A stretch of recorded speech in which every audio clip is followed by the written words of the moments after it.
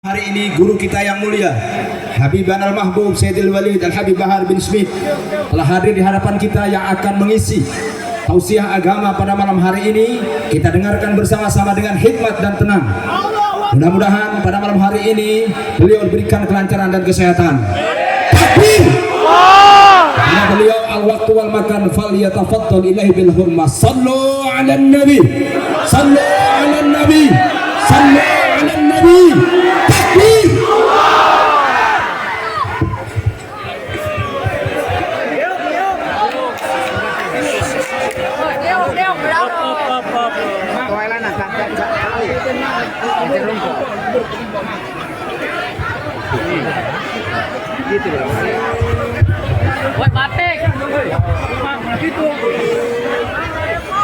Assalamualaikum warahmatullahi wabarakatuh.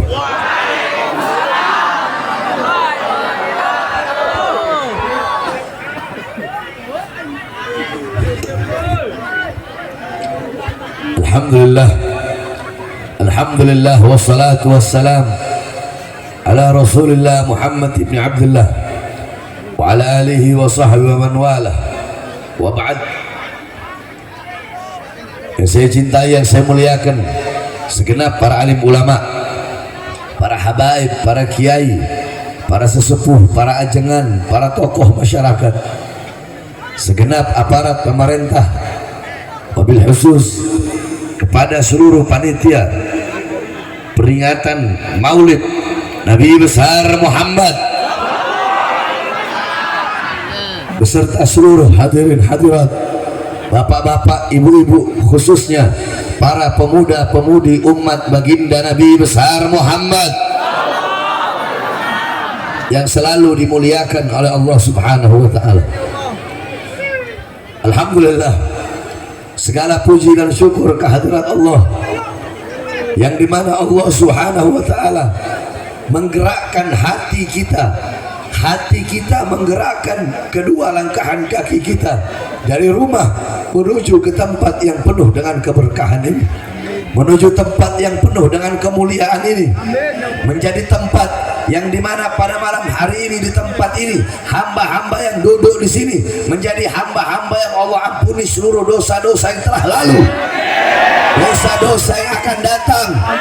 Allah berikan rahmat, Allah berikan barakat, Allah berikan hidayat, Allah berikan maghfirat. Karena duduknya kalian di ini majlis, di ini tempat mendapatkan kemuliaan, mendapatkan keutamaan, mendapatkan keagungan daripada baginda Nabi besar Muhammad sallallahu alaihi wasallam.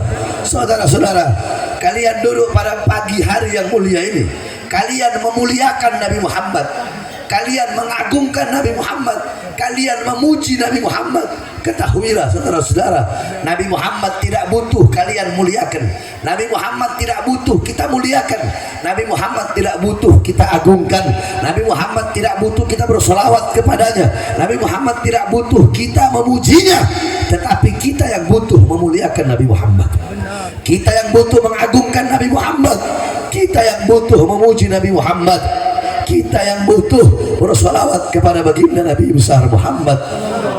Kalian memuliakan Nabi itu tidak akan menambahkan kemuliaan Nabi Muhammad.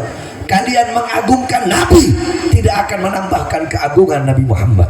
Karena kemuliaan Nabi, keagungan Nabi itu bagaikan lautan. Sekalipun lautan menjadi tinta, pohon-pohon menjadi pena, dipakai untuk melukis kemuliaan Nabi, untuk melukis keagungan Nabi besar Muhammad. Walaupun laut jadi tinta, pohon jadi pena, tidak akan sanggup melukis kemuliaan dan keagungan baginda Nabi besar Muhammad. Jadi saudara-saudara, kita duduk pada pagi hari ini memuliakan Nabi, kita yang menjadi mulia. Kita mengagungkan Nabi, kita yang menjadi agung. Kita memuji Nabi Muhammad, kita yang menjadi terpuji. Sebab kenapa? Segala sesuatu yang berkaitan dengan Nabi, segala sesuatu yang berhubungan dengan Nabi, maka sesuatu itu akan menjadi mulia. Saudara-saudara, alam tara jildal hagira mugabbalan bisagafi lama ansara jildal mushafi. Tidak pernahkah kalian melihat, tidak pernahkah kalian tahu bahwasanya kulit-kulit yang tidak berharga, kulit-kulit yang tidak bernilai, kulit-kulit itu dicium oleh bibir-bibir, dicium oleh mulut-mulut, ketika itu kulit menjadi sampul daripada ayat suci Al-Quran. Saudara-saudara, kulit menjadi sampul ayat suci Al-Quran. Kulit itu menyentuhnya harus punya wudhu, ditaruh di tempat yang tinggi, menyentuhnya harus pakai akhlak, harus pakai adab. Kenapa kulit itu menjadi mulia? Kulit itu menjadi mulia karena bercampur dengan sesuatu yang mulia, yaitu Al-Quran. Andaikan kulit itu menjadi dompet atau menjadi barang-barang yang lain, menjadi sampul barang-barang yang lain, walaupun ditaruh di bawah atau dilempar ke tempat sampah tidak ada masalah.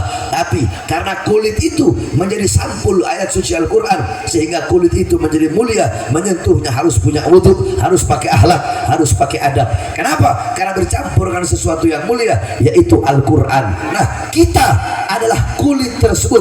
Nabi Muhammad adalah Al-Qurannya. Kita menjadi mulia karena Nabi Muhammad. Kita menjadi agung karena baginda Nabi besar Muhammad sallallahu alaihi wasallam. Saudara-saudara, kita berkumpul pada malam hari, pada pagi hari yang mulia ini di sini. Kita berkumpul semata-mata berharap kepada Allah agar kelak di akhirat, dengan berkumpulnya kita pada malam hari ini, pada pagi hari ini, kedua mata kita yang masih terjaga hingga saat ini, ketika mata-mata yang lain tertidur lelap, ketika badan-badan yang lain berada di atas kasur, kita masih bertahan di sini. Kedua mata kita sampai terjaga hingga saat ini. Ini semata-mata untuk Nabi Muhammad, dengan harapan agar kelak di akhirat mata-mata yang terjaga hingga saat ini menjadi mata-mata yang Allah halalkan memandang wajah indah Nabi Muhammad.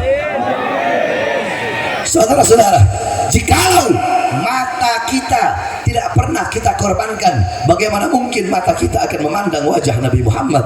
Sedangkan orang-orang yang celaka, orang-orang yang rugi di akhirat, bukanlah orang-orang yang datang bawa dosa, tetapi orang-orang yang celaka, orang-orang yang rugi adalah orang-orang yang kedua matanya diharamkan oleh Allah untuk memandang wajah indah baginda Nabi besar Muhammad sallallahu alaihi wasallam. Maka jikalau kalian ingin berkumpul dengan Nabi Muhammad kelak di akhirat, ingin berkumpul dengan Nabi, ingin duduk bersama Nabi, ingin berada di belakang Nabi, ingin makan bersama Nabi di akhirat, ingin berjumpa dengan Nabi Muhammad, maka di dunia jangan jauh dari para pewaris Nabi Muhammad, para ulama, para ustadz, para kiai, pewaris keilmuan Nabi, penerus perjuangan Nabi, penyambung lidah Nabi, pemegang tongkat estafet perjuangan Nabi, para habaib, anak cucu Rasulullah. Jangan jauh dari beliau-beliau. Majelis-majelis ilmu, majelis-majelis zikir, majelis-majelis sholawat yang merupakan warisan Nabi Muhammad.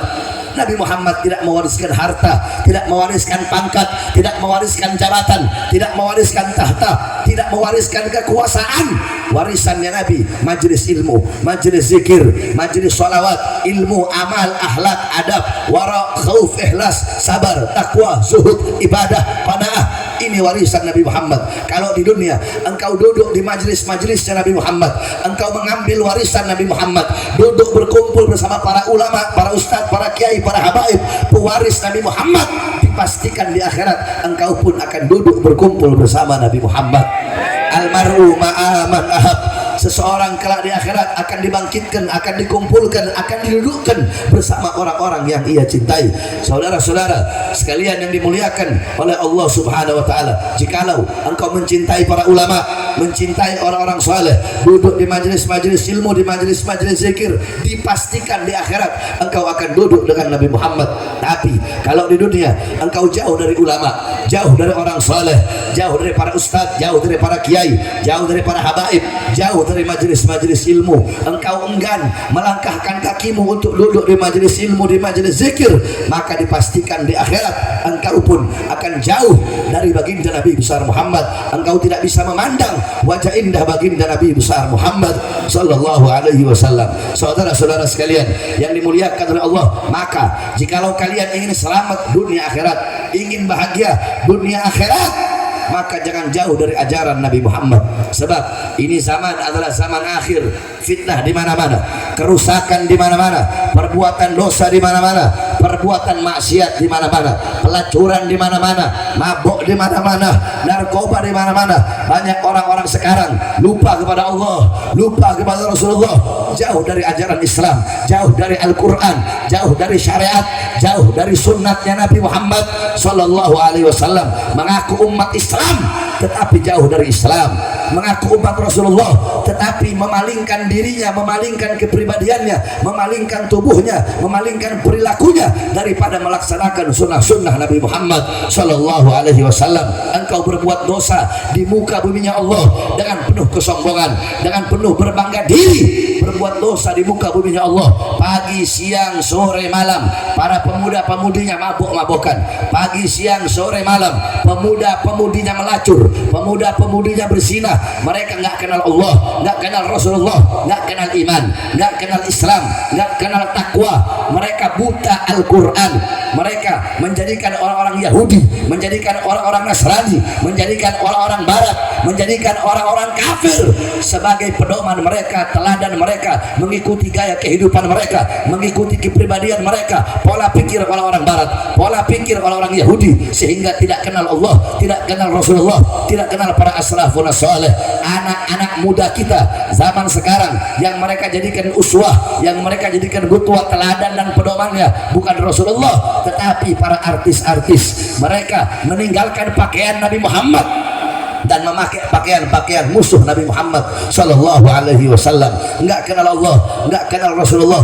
Kita zaman sekarang pagi, siang, sore, malam sibuk cari uang, sibuk cari harta, sibuk cari dinar, dirham, sibuk dengan urusan dunia, tahta, pangkat, jabatan, kekuasaan, sehingga lupa kepada Allah, lalai daripada kewajiban-kewajiban kita kepada Allah. Kita diperbudak oleh syahwat, kita diperbudak oleh hawa nafsu, kita diperbudak oleh dunia. Kita sibuk melayani dunia sehingga tidak melayani Allah.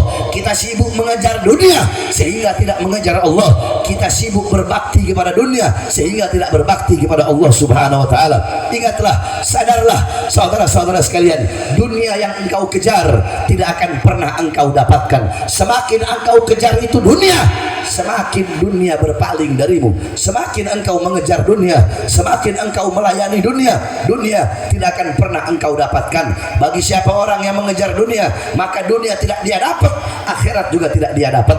Kenapa akhirat tidak didapat? Karena waktunya, umurnya habis untuk mencari dunia, sehingga hidupnya tidak bermanfaat dan kematiannya akan merugikan orang-orang yang menjadi pelayan-pelayan dunia.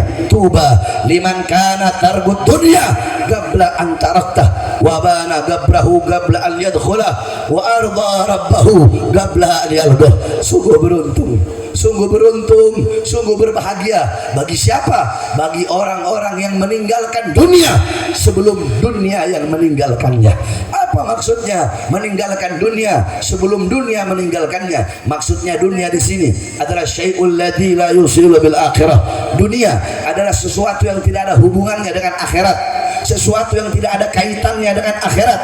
Mencari dunia untuk dunia itu adalah dunia, mencari dunia untuk akhirat itu adalah akhirat. Barang siapa yang mencari dunia seluruhnya, maka dia telah meninggalkan akhirat seluruhnya. Barang siapa yang mengambil akhirat seluruhnya, maka dia harus meninggalkan dunia seluruhnya. Al-Imam Syafi'i berkata, kalau ada orang yang mengatakan saya cinta dunia, saya juga cinta akhirat, ketahuilah itu orang adalah penipu, itu orang adalah pendusta, itu orang adalah pembohong. Tidak bisa disatukan dalam satu hati. Cinta dunia, cinta juga akhirat, tidak bisa. Siapa orang yang memilih akhirat akan meninggalkan dunia. Siapa orang yang memilih dunia, otomatis dia telah meninggalkan akhirat. Saudara-saudara, Syekh Abu Bakar bin Salim, beliau mengatakan, dunia ibarat anak perempuan, akhirat ibarat ibunya. Kalau engkau mau menikah, engkau harus pilih salah satu, mau menikahi anaknya atau mau menikahi ibunya. Engkau tidak bisa menikahi ibu dan anak sekaligus. Apa maksudnya? Kalau kalian lebih memilih kesenangan dunia yang akan hilang, kenikmatan dunia yang akan hilang, kesenangan dunia yang sementara, maka kalian telah meninggalkan kesenangan yang abadi, kesenangan yang kekal, yaitu kenikmatan akhirat. Tetapi jikalau kalian ingin merasakan ibunya, ingin merasakan kenikmatan akhirat, ingin merasakan kenikmatan surga yang kekal, yang abadi, maka tinggalkan perkara-perkara dunia yang menjauhkan hubunganmu dengan Allah, yang menjauhkan hubunganmu dengan Rasulullah, yang memutuskan hubunganmu dengan Allah, yang memutuskan hubunganmu dengan Rasulullah. Tinggalkan maksiat-maksiat lidah, tinggalkan maksiat-maksiat tangan, tinggalkan maksiat seluruh anggota tubuhmu, seluruh jawarihmu, baik zahir ataupun batin. Jaga seluruh anggota tubuhmu daripada melakukan perkara-perkara yang diharamkan oleh Allah Subhanahu wa taala. Tinggalkan dunia, tinggalkan perkara-perkara yang tidak bermanfaat, tinggalkan perkara-perkara yang tidak berguna. Sebelum apa? Sebelum dunia yang meninggalkanmu. Saudara-saudara, ketahuilah, orang-orang yang menertawakan, orang-orang yang mengejar dunia, dunia itu menertawakan orang tersebut. Bagi para pelayan-pelayan dunia, bagi para budak-budak dunia yang mereka lebih memilih kehilangan Allah karena harta daripada kehilangan harta karena Allah. Kita orang-orang sekarang lebih rela kehilangan Allah karena pangkat jabatan daripada kehilangan pangkat jabatan karena Allah Subhanahu wa taala. Maka benar apa yang dilakukan oleh Tuan Guru Syekh Abdul Qadir Jailani. Beliau seorang wali besar. Syekh Abdul Qadir Jailani satu waktu beliau pergi ke pasar dan beliau berkata, "Wahai orang-orang pasar, Tuhan kalian ada di bawah kakiku." Maka orang-orang pasar mengadu kepada qadhi, orang-orang pasar mengadu kepada hakim. Syekh Abdul Qadir Jailani dipanggil oleh hakim.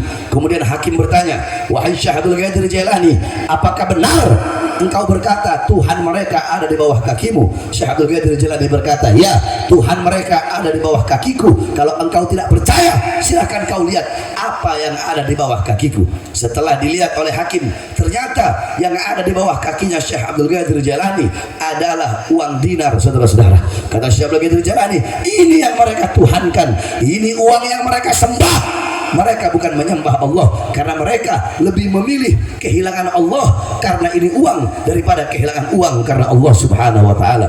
Di masjid-masjid, di musalla-musalla terdengar panggilan salat, hayya 'alas shalah, hayya 'alas shalah. Tetapi yang bekerja tetap dengan pekerjaannya, yang berdagang tetap dengan dagangannya, yang di atas kursi kekuasaan tetap duduk di atas kursi kekuasaannya. Mereka mengabaikan, kalian mengabaikan panggilan Allah dan lebih memilih panggilan-panggilan selain Allah Subhanahu wa taala. Mengabaikan panggilan Allah dan lebih memilih panggilan perut, meninggalkan panggilan Allah dan lebih memilih panggilan-panggilan dunia. Saudara-saudara, siapa orang yang tujuan hidupnya hanyalah dunia, maka di sisi Allah nilai dia sama dengan sesuatu yang keluar dari perutnya. Siapa orang yang tujuan hidup cuma perut, tujuan hidup cuma cari uang untuk memuaskan isi perutnya sehingga lupa kepada Allah, keadaan nilai itu orang di sisi Allah sama dengan sesuatu yang keluar dari perutnya. Saudara-saudara, dunia makin kau cari, itu dunia semakin lari, sebab dunia bagaikan bayangan. Kalian tidak akan pernah bisa mengejar bayangan kalian sendiri, tapi coba kalian biarkan bayangan yang akan mengikuti kalian kemana-mana. Sebagaimana dalam hadis qudsi, Allah sudah berfirman, Allah sudah sampaikan, Allah sudah katakan. Apa kata Allah? Ya dunia ukhdumi man khadamani. Wahai dunia, wahai harta, wahai uang, wahai emas, permata, berlian, harta benda, pangkat, jabatan, tahta, kekuasaan, layanilah orang-orang yang melayaniku. Berbaktilah kepada orang-orang yang berbakti kepadaku. Kejarlah orang-orang yang mengejarku. Sebaliknya, kalau ada orang yang melayanimu, berbakti kepadamu, mengejarmu wahai dunia, sehingga lupa kepadaku, bikin hidup mereka susah, bikin hidup mereka hancur, bikin hidup mereka berantakan. Saudara-saudara, orang-orang yang menjadi pelayan dunia, orang-orang yang menjadi budak-budak dunia, hidup mereka sengsara, hidup mereka hancur karena mereka lebih rela meninggalkan Allah karena harta daripada meninggalkan harta karena Allah. Maka sekali lagi saya nasihati, sekali lagi saya sampaikan, sekali lagi saya katakan untuk saudara-saudara semua, tinggalkan perkara-perkara dunia. Yang dimaksudkan dunia adalah perkara-perkara yang menjauhkan hubunganmu dengan Allah. Jikalau harta menjadi sebab engkau jauh dari Allah, tinggalkan harta itu. Jikalau pekerjaan menjadi sebab engkau jauh dari Allah, tinggalkan pekerjaan itu.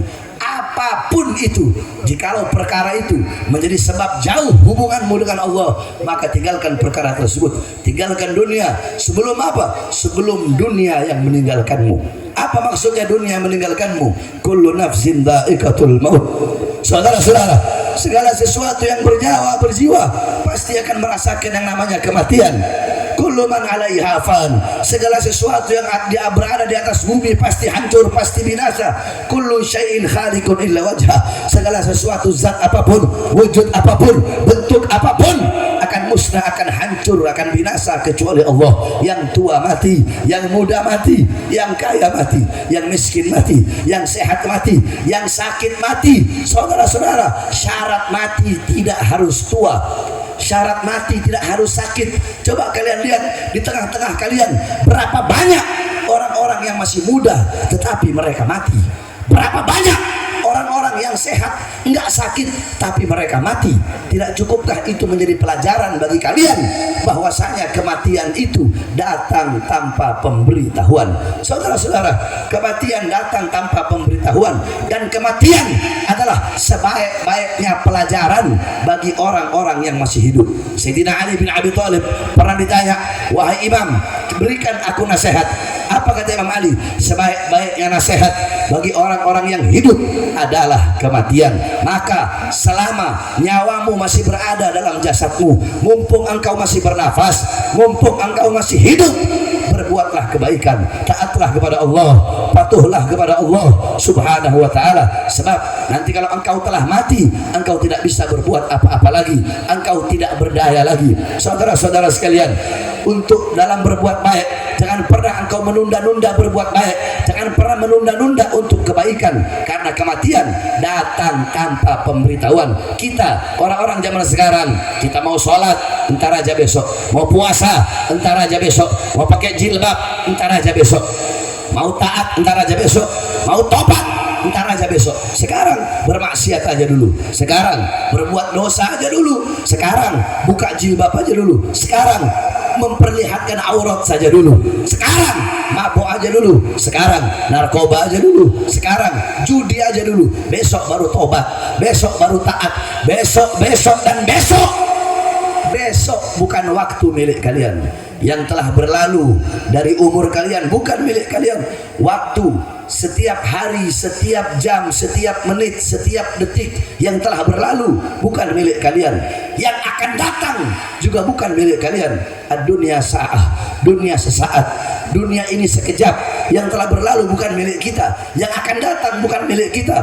Terus kapan milik kita? Sekarang adalah waktu milik kita. Maka jangan pernah menunda-nunda untuk berbuat taat, untuk berbuat patuh, dan untuk berbuat kebaikan. Saudara-saudara sekalian, kullu nafasin min anfasik kal jauhar la tugawwam bil ghima. Setiap nafas yang keluar dari hembusan nafasmu, setiap hembusan nafas yang keluar dari dirimu, itu adalah permata yang tidak ada nilainya, permata yang tidak ada harganya. Saudara-saudara, di dunia kalian mau cari apapun bisa kalian dapat. Kalian mau cari istri yang cantik, suami yang ganteng, kalian mau cari pangkat jabatan, mau cari harta segunung, emas segunung, bisa kalian dapatkan. Tetapi waktu, tetapi umur kalian bisa dapatkan di mana? Nggak ada yang akan menjual umur, saudara-saudara. Nggak ada toko yang jual umur. Bapak ibumu tidak bisa memberikan umurnya walaupun sedetik kepadamu. Suami tidak bisa memberikan umurnya kepada istri. Istri tidak bisa memberikan umurnya kepada suami. Maka beribadahlah engkau seakan-akan engkau akan mati besok. Wabana gabrahu gabla an yadkhulah. Beruntung, berbahagia orang-orang yang membangun kubur sebelum mereka memasukinya. Maksudnya bangun kubur bukan berarti menggali kubur, akan tetapi menyiapkan bekal-bekal untuk kalian bawa dalam kubur. Saudara-saudara, dalam kubur engkau sendiri, tidak ada teman, tidak ada kawan, tidak ada kekasih, nggak ada orang tua menemani anak dalam kubur, nggak ada anak menemani orang tua dalam kubur, nggak ada suami menemani istri dalam kubur, nggak ada istri menemani suami dalam kubur. Dalam kubur engkau sunyi, sepi, sendiri, tidak ada teman, tidak ada kawan, tidak ada sahabat, tidak ada kekasih. Yang ada hanyalah amal-amal yang ketika engkau lakukan masih hidup, itulah menjadi sahabatmu dalam kubur, itu akan menjadi kawanmu dalam kubur, itu akan menjadi kekasihmu dalam kubur. Maka dunia adalah tempat menanam, akhirat adalah tempat memanen. Sedangkan al-kubru awwalu manzilatil akhirah, kubur adalah rumah pertama akhirat. Apa-apa yang kau tanam di dunia akan engkau gali, akan engkau petik ketika engkau berada di rumah pertama akhirat, yaitu kubur. Kalau di dunia engkau menanam sesuatu yang baik, maka di dalam kubur engkau pun akan memanen sesuatu yang baik. Tapi kalau di dunia engkau menanam sesuatu yang buruk, dalam kubur engkau pun akan memanen sesuatu yang buruk. Sekali lagi, saudara-saudara, di zaman ini fitnah akhir zaman di mana-mana. Kalau engkau ingin selamat, berpegang teguhlah kepada Al-Quran, berpegang teguhlah kepada sunnah Rasulullah, berpegang teguhlah kepada para ulama-ulama yang mengikuti para ulama-ulama salaf. Jangan engkau mengikuti para ulama-ulama khalaf, jangan engkau mengikuti ulama-ulama khalaf yang bikin fatwa seenak udelnya, yang bikin fatwa seenak bacotnya, mengharamkan yang halal, menghalalkan yang haram, membatalkan yang sah dan mensahkan yang batal. Ulama-ulama yang menjadi kera-kera bersorban, yang mengadu domba umat Islam, mengadu domba para ustadz, para kiai dengan para habaib, jangan pernah engkau ikuti. Engkau pengen selamat, ikuti para ustadz, para kiai, para ajengan, para mama yang lurus, yang mengikuti jalan para as-salafun as-salih. Kalau engkau pengen selamat, ikuti para habaib, cintai para anak cucu Rasulullah sallallahu alaihi wasallam. Selamat engkau punya hidup dunia dan akhirat. Engkau akan di akhirat dikumpulkan bersama baginda Nabi besar Muhammad sallallahu alaihi wasallam. Saudara-saudara sekalian yang dimuliakan oleh Allah Subhanahu wa taala, terakhir sebelum saya tutup, saya ingin membawa beberapa hadis karena saya tidak bisa lama. Saya dalam keadaan sakit. Saya udah 4 hari gak pulang. Saya berangkat dari pesantren hari Sabtu. Hari Sabtu saya ceramah di daerah Cianjur semua. Hari Minggunya, Minggu malam saya ceramah ada 5 tempat di Jampang, Surade, Sukabumi. Kemudian Sabtu malam Minggu, malam Senin semalam, dan semalam saya ceramah di Pelabuhan Ratu, di Baros Serang, sama di Petir Serang, 3 tempat. Tadi dari Petir saya ceramah jam 3 pagi. Selesai jam 3 dari Petir, saya langsung ke Ujung Kulon, sampai di Ujung Kulon subuh. Tadi jam 11 ceramah di Ujung Kulon sampai jam 12, sampai sini jam 1. Ya, sekarang udah mau jam 2, sampai di sini jam 1. Jadi 4 hari saya nggak pulang, kurang istirahat. Doakan agar Allah kasih saya kesehatan. Ini semua saya lakukan semata-mata karena kecintaan saya kepada kalian sebagai umat Nabi Muhammad SAW.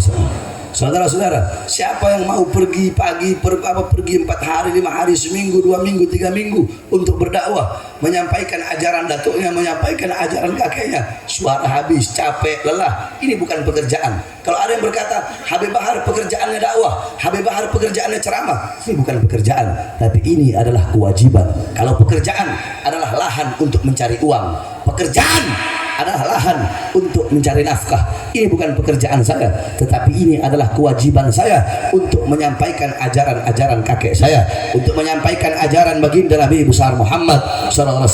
Maka bagi saya tidak ada kata lelah, tidak ada kata capek, tidak ada kata jauh untuk menyampaikan berdakwah, menyampaikan ajaran Nabi Muhammad, menegakkan syariat baginda Nabi besar Muhammad SAW. Yang terakhir, saudara-saudara, qala Rasul sallallahu alaihi wasallam, mathalul mu'min fi tawaddihim wa ta'atufihim wa tarahumihim mathalul jasad idza ishtaka minhu udhun tada'a sa'irul jasad bis-sahari wal humma. Rasulullah bersabda, perumpamaan seorang mukmin di dalam saling menyayangi, di dalam saling mengasihi, di dalam saling bantu-membantu, bahu-membahu, dalam saling tolong-menolong. Perumpamaan seorang mukmin bagaikan satu badan. Apabila ada sebagian anggota badan, anggota tubuh yang merasakan sakit, maka seluruh anggota tubuhnya akan ikut merasakan sakit. Tidak bisa seseorang dikatakan beriman kalau ada saudaranya yang merasakan sakit, dia tidak merasakan rasa sakit tersebut. Ada saudaranya yang menderita, dia tidak merasakan penderitaan saudaranya tersebut. Nah, saudara-saudara sekalian yang dimuliakan oleh Allah Subhanahu wa taala, beberapa minggu yang lalu saudara-saudara kita, yaitu masyarakat Melayu Rempang, yang ada di Kepulauan Riau, Batam, Rempang dan sekitarnya, masyarakat yang ada di Pulau Rempang, saudara-saudara, rumah mereka, tanah mereka, kampung halaman mereka, mereka mau dipindahkan dari kampungnya, mereka mau dipindahkan, hak mereka mau dirampas, hak mereka mau diambil dengan mengatasnamakan negara. Saudara-saudara, hal ini tidak dibenarkan.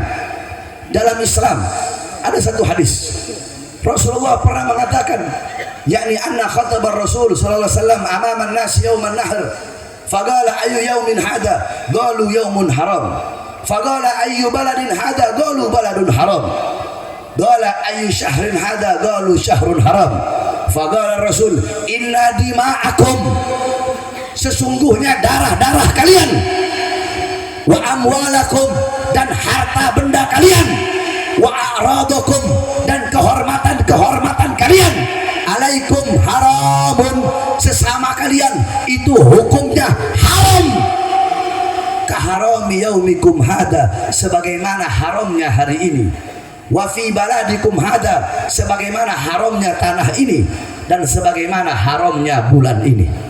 Ini hadis adalah larangan menjatuhkan darah dan merampas hak yang bukan miliknya, mengambil yang bukan miliknya. Bahkan dalam hadis yang lain, jangankan ngambil satu kampung, jangankan ngambil rumah atau tanah, hak rakyat, hak masyarakat. Dalam hadis Rasulullah bersabda, man akhadha minal ardi shibran bighairi haqqihi khusifa yaumal qiyamah ila sab'il ardin. Rasulullah bersabda, barang siapa yang mengambil sejengkal tanah yang bukan haknya, sejengkal tanah yang bukan miliknya, kelak di akhirat akan Allah tenggelamkan dia sampai 7 lapis bumi ke bawah, saudara-saudara. Dalam hadis yang lain Rasulullah bersabda, manik tato'ah shibran minal ardi zulma tawwaqahullah iyyahu yaumal qiyamah min sab'il ardin. Barang siapa yang mengambil sejengkal tanah dengan cara yang curang, merampas sejengkal tanah dengan cara yang tidak adil, dengan cara yang zalim, maka kelak di akhirat akan Allah gantungkan, Allah kalungkan di lehernya 7 lapis bumi, saudara-saudara. Itu mengambil sejengkal tanah. Maka bagaimana kalau mengambil hak rakyat? Bagaimana mengambil orang sekampung itu, tanahnya mau digusur, tanahnya mau diambil dengan mengatasnamakan negara. Kalian mengatasnamakan negara, tetapi menzalimi rakyat, menyusahkan rakyat, mengatasnamakan negara, tapi mengambil hak rakyat, mengatasnamakan negara, tetapi kalian pro kepada perusahaan-perusahaan asing, mengatasnamakan negara, tetapi mementingkan perusahaan asing, mementingkan investor asing, sehingga rakyat yang menjadi korban, masyarakat yang dikorbankan, rakyat susah, masyarakat susah, para nelayan-nelayan yang ada di sana yang merupakan mata pencaharian mereka adalah laut, tetapi karena investor asing didahulukan, diutamakan, lebih dipentingkan oleh pejabat-pejabat, oleh aparat dan pemerintah kita, sehingga masyarakat kecil yang menjadi korbannya, saudara. Saya tanya, perbuatan seperti ini adil apa tidak? Adil apa tidak? Jahat apa bukan? Jahat bukan? Jahat apa bukan? Zalim apa bukan? Zalim apa bukan? Biadab apa bukan? Bejat apa bukan? Kezaliman lawan atau biarkan? Lawan atau biarkan? Ketidakadilan lawan atau biarkan? Lawan atau biarkan? Kalian para pejabat, aparat, pemerintah, jangan sok-sokan, jangan mentang-mentang kalian punya kekuasaan, kalian punya jabatan, terus kalian tidak mementingkan nasib rakyat susah. Betul? Jangan mentang-mentang punya pangkat, punya jabatan, oh saya Kapolri, oh saya Panglima TNI, oh saya Menteri, oh saya Presiden, terus sesuka-suka kalian kepada masyarakat kecil, dizolimi demi kepentingan perusahaan-perusahaan asing. Kurang ajar kalian, jangan macam-macam sama rakyat. Betul? Betul? Saya tanya jawab semua bapak-bapak, ibu-ibu, pemuda-pemudi, gaji mereka dari siapa? Dari siapa? Rumah mereka dari siapa? Mobil dinas mereka dari siapa? Dari keringat rakyat, dari darah rakyat. Maka kalian harusnya melayani rakyat, melindungi rakyat, bukan malah melakukan rakyat seperti binatang. Betul? Makanya kezaliman nggak boleh dibiar, ketidakadilan nggak boleh dibiar. Iya, mengatasnamakan negara tapi bikin susah rakyat. Woi, negara dan rakyat tidak bisa dipisahkan. Betul? Kalau nggak ada rakyat, nggak ada masyarakat, nggak bakal ada ini negara, saudara-saudara. Negara ini bukan milik Kapolri, bukan milik Panglima TNI, bukan milik menteri, bukan milik presiden. Negara bukan milik partai politik manapun. Betul? Ini negara Indonesia bukan miliknya PDI, bukan miliknya Demokrat, bukan miliknya Gerindra, bukan miliknya Nasdem, bukan miliknya PKB, bukan miliknya Golkar, bukan miliknya PKS, bukan miliknya P3, bukan milik partai politik manapun, bukan milik pejabat manapun, bukan milik aparat manapun, tetapi Indonesia milik kita semua, bangsa dan rakyat Indonesia. Allahu Akbar, Allahu Akbar. Maka saya tanya semua, masyarakat Menes Banten siap hancur demi bangsa Indonesia? Siap binasa demi Indonesia? Siap melawan kezaliman? Siap melawan ketidakadilan? Siap hancur? Siap binasa? Siap berdarah? Allahu Akbar, Allahu Akbar, Allahu Akbar.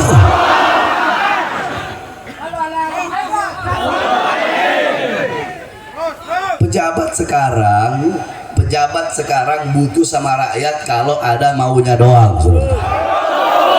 Betul. Pemilu butuh sama rakyat. Pemilihan butuh sama masyarakat. Mau pemilu keluar masuk kampung, mau pemilu keluar masuk masjid. Mendadak jadi santri, saudara. Mendadak santri yang nggak pernah pakai peci, pakai baju koko. Mak banteng pakai jilbab, mak banteng.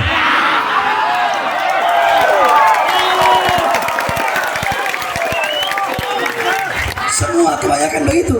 Pejabat yang perempuan mau pemilu mendadak syar'i, mendadak syariat. Oh, pakai jilbab, pakai hijab, pakai panjang. Yang laki-laki mendadak jadi santri, pakai baju koko, pakai sarung, naik turun becak, turun becak jadi presiden. Masuk gorong-gorong, keluar gorong-gorong jadi presiden. Masuk pasar, keluar pasar jadi presiden, saudara-saudara. Banyak gak begitu? Banyak gak? Utuh sama rakyat kalau ada maunya doang. Memberikan janji-janji palsu kepada rakyat. Saya berjanji mensejahterakan rakyat. Saya berjanji memakmurkan rakyat. Saya berjanji akan berbuat adil kepada rakyat. Saya berjanji ini murah, itu murah, ini gratis, itu gratis. Tetapi setelah jadi, yang makmur bukan rakyat, yang sejahtera bukan rakyat, yang makmur perusahaan-perusahaan asing. Kita pribumi Indonesia menjadi budak di negara kita sendiri, saudara. Makanya kita doakan, mudah-mudahan para pejabat-pejabat yang zalim seperti ini, pejabat-pejabat yang lupa kepada janji-janji manisnya, mudah-mudahan Allah berikan hidayah. Allah berikan hidayah. Allah berikan petunjuknya. Kalau nggak bertobat kepada Allah, kalau nggak segera bertobat, para pejabat yang zalim mudah-mudahan Allah hancurkan, Allah binasakan. Amin amin ya rabbal. Jadi saudara-saudara, perumpamaan seorang mukmin bagaikan satu tubuh tadi. Jadi air mata masyarakat Rempang itu pun adalah air mata kita. Betul? Betul. Derita mereka adalah derita kita, saudara-saudara. Masih banyak dari mereka yang ditahan. Kita doakan agar Allah bebaskan dan Allah berikan kemenangan. Allah ketuk hati para pejabat-pejabat yang zalim. Amin amin ya rabbal. Karena ini yang kami khawatirkan, ini yang kami takutkan. Makanya Habib Rizik, Habib Hanif, saya berulang kali kami keluar masuk penjara. Mulut kami ingin dibungkam untuk meneriakkan kebenaran. Kenapa? Karena kami yang berada di barisan paling depan untuk menyuarakan kebenaran, menyuarakan keadilan, membela masyarakat, membela rakyat, membela negara kesatuan Republik Indonesia. Saudara-saudara, Indonesia banyak para pendakwah, banyak ustadz, banyak kiai, banyak habaib, tetapi sedikit yang mau mengambil resiko untuk meneriakkan, untuk bersuara lantang kebenaran, untuk membela rakyat yang susah, membela rakyat yang kecil, melawan kezaliman pemerintah. Sebab kenapa? Bagi orang yang berjuang untuk bangsa, berjuang untuk rakyat, berjuang untuk Indonesia, maka resiko paling kecil dia dipenjara dan resiko terbesar dia dibunuh, saudara-saudara. Makanya nggak ada yang mau sedikit yang pengen mengambil risiko ini. Kalian kalau mau berjuang untuk agama, mau berjuang untuk Islam, mau berjuang untuk agama, untuk negara kesatuan Republik Indonesia, berjuang untuk rakyat, kalau ingin berjuang, kalau ingin menjadi pejuang, harus siap dihina, harus siap dicaci, harus siap dimaki, harus siap difitnah, harus siap dipenjara, harus siap dibunuh. Kalau nggak kuat mental menghadapi mulut-mulut manusia, jangan jadi pejuang, saudara. Engkau dihina, engkau dicaci, engkau dimaki, engkau difitnah, itu makanan engkau hari-hari kalau engkau berjuang. Maka kalau nggak pengen dihina, nggak pengen dicaci, nggak pengen dimaki, nggak pengen difitnah, nggak pengen dipenjara, nggak pengen dibunuh, jangan pernah kalian menjadi pejuang yang berjuang di jalan Allah Subhanahu Wa Taala. Sebab kalau kalian mau jadi pejuang, kalian harus siap dihina, siap dicaci, siap dimaki. Risiko paling kecil di penjara, risiko paling besarnya kalian mati terbunuh. Oleh karenanya hadirin sekalian yang dimuliakan oleh Allah Subhanahu Wa Taala, kita berdoa mudah-mudahan masyarakat yang ada di Rempang Allah berikan kemenangan. Mereka diberi batas waktu sampai tanggal 28 September akhir bulan ini, 28 September, untuk segera mengosongkan kampung mereka, tanah yang telah mereka tinggali selama ratusan tahun. Mudah-mudahan kezaliman ini berhenti, ketidakadilan ini berhenti, penindasan ini berhenti, saudara-saudara. Amin amin ya rabbal alamin. Allah berikan mereka kekuatan, Allah berikan saudara-saudara kita masyarakat Melayu Rempang, Allah berikan kemenangan. Amin amin ya rabbal alamin. Allahumma nsurna min sultanil jairin wal umara'id zalimin fa innaka khairun nasirin ya rab. Allahumma baddid syamlahum, Allahumma baddid syamlahum, Allahumma farrij jamahum, Allahumma aqil adadahum, Allahumma ja'al da'irata alaihim wa awsil al-'adaba ilaihim, Allahumma akhrijhum an da'iratal hilm waslubuhul madal imhal wa ghul aydihum warbut ala qulubihim wa la tuballighumul amal. Allahumma mazzikum kama mazzaqtahu bil adaika intisaran li amrika wa rasulika awliyaik. Allahumma intasir lana intisaraka ahbabika al adaik. Allahumma tumakkinil ada fina wa la tusallitu lana bi dhunubina. Hamim hamim hamim hamim hamim hamim hamim hummal amru wa janasru fa'alaina la yunsalun. Hamim ain sin kaf himayatuna mimma nakhaf. Allahumma qina syarral aswa wa la taj'alna mahalal balwa.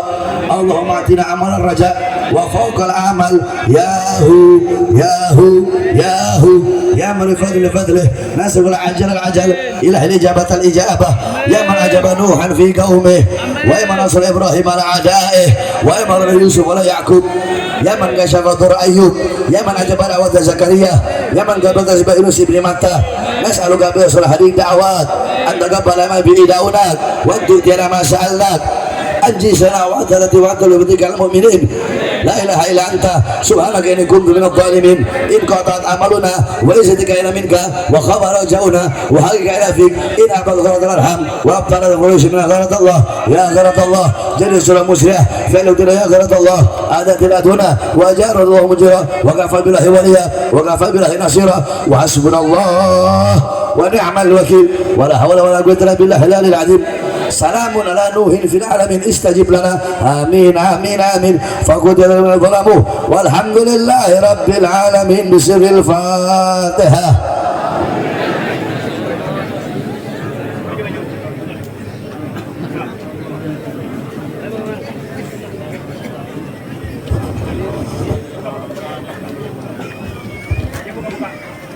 Walafu minkum. Wassalamualaikum warahmatullahi wabarakatuh. Salatullah.